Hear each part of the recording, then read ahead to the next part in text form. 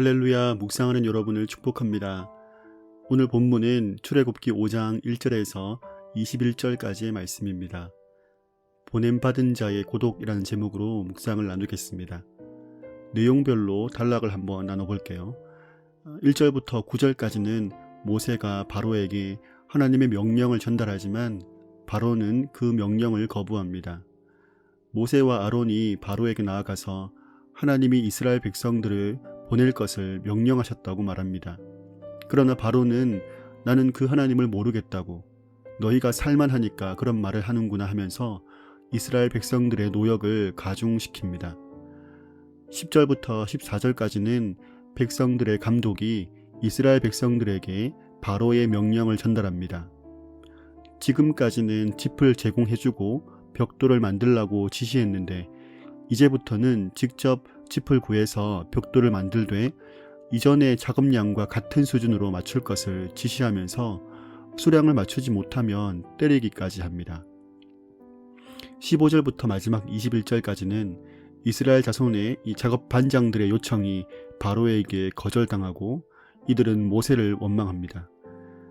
이스라엘 자손의 작업 반장들이 바로에게 선처를 구하러 가지만 바로는 노예들이 게을러서 자신의 신에게 예배하러 간다는 말을 한다면서 선처를 해주지 않습니다.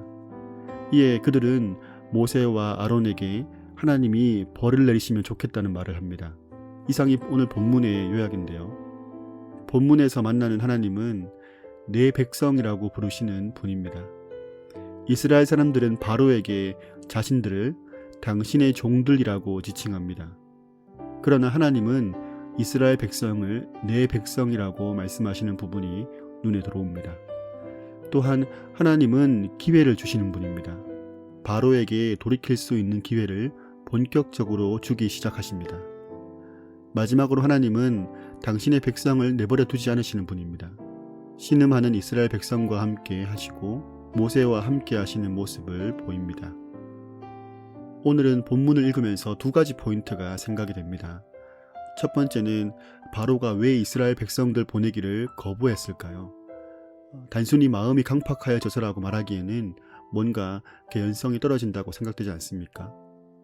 지금 모세를 만나고 있는 바로는 이전에 모세가 애굽에 있을 때의 바로가 아닙니다. 그때는 히브리인들의 인원이 많아져서 반역을 일으키거나 적군과 손을 잡을까봐 핍박을 했다면 수십 년이 흘러서 지금은 히브리인들의 값싼 노동력을 포기할 수 없는 상황이 되어버린 것입니다. 이스라엘 백성들의 노동력이 애굽인들의 풍요로움에 미끄럼이 되고 있다는 것입니다. 바로는 더 이상 이 구조에서 벗어나지 못하고 있는데요. 죄라는 것이 이런 특성을 가지고 있는 것 같습니다. 처음에는 충동적으로 시작이 됐다 하더라도 그것을 적시에 끊어내지 못하고 그 유혹의 맛을 들이면 점점 헤어나지 못하는 늪처럼 작용하는 것입니다. 두 번째 포인트는 옳은 일을 함에 있어서 당하는 고독과 위협에 대한 내용입니다. 모세는 하나님의 말씀으로 바로가 거절할 것을 알고 있었습니다. 그래서 이스라엘 장로들에게 그 부분까지도 얘기를 했을 것입니다. 이 기간은 지나간다. 잠깐 고통을 당하겠지만 이 시간은 반드시 지나간다.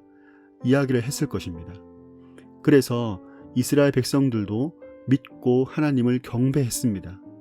그러나 모세가 전한 메시지는 금방 잊혀지고 바로의 계략에 휘말려서 오히려 모세를 향한 저주를 퍼붓습니다. 하나님을 만난 모세, 그리고 그를 전적으로 신뢰하는 아론은 잠시 당황스러웠을지도 모릅니다. 그리고 이스라엘 백성들이 한 마음으로 동조해 줄 줄 알았는데 자신들 둘밖에 없다는 생각을 했을지도 모릅니다. 그러나 그들은 그 사명을 감당해야 했던 것입니다. 성경에 보면 낙심하지 말아야 할 것에 대한 말씀이 참 많죠. 그런데 그 대부분의 말씀이 믿음으로 사는 것에 있어서, 그리고 선한 일을 행함에 있어서 낙심하지 말아야 할 것을 말하는 내용입니다. 낙심하지 않음으로써 속사람이 새로워지고 낙심하지 않음으로써 때가 되면 거두게 되는 것입니다.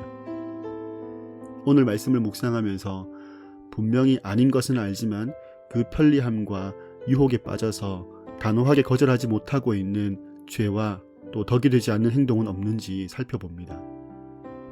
또한 내게 주어진 사역과 사명을 감당함에 있어서 오직 하나님만 바라보고 가야 되는 상황을 떠올려 봅니다. 사람들의 반응에 관계없이 내게 맡겨진 일이라면 묵묵히 충성으로 순종함으로 행해야겠다는 다짐을 해봅니다. 그래서 오늘 저는 묵상을 하면서 생각난 그 한 분의 성도님에게 전화를 해보려고 합니다. 예수님을 믿고 신앙생활을 하고 있지만 이 코로나의 힘든 시기를 겪으면서 하나님의 인도하심에 대한 혼란을 겪고 있는 한 성도님과 연락을 하고 또 함께 기도하려고 합니다. 여러분은 오늘 말씀을 묵상하면서 하나님이 어떤 마음을 주십니까? 그리고 하나님이 주시는 그 마음을 어떻게 표현하길 원하십니까? 간단하게라도 오늘 하루의 삶 가운데 그것을 표현해 보는 것은 어떨까요? 하나님의 말씀을 묵상하고 그 말씀을 살아내려고 힘쓰는 여러분을 축복합니다.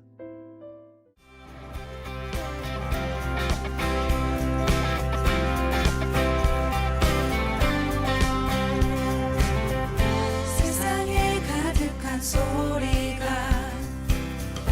내게 갈 수 없단 말하고 끝을 알 수 없는 어둠에 내 맘은 들려도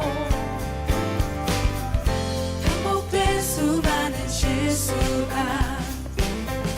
나를 주저하게 만들고 감당하지 못할 두려움이 내 맘을 꺾어도 세상의 소리에 흔들릴 때도 순종하며 가네 그의 길 위에 메마른 내 삶에 부으신 사랑 내 안에 머금고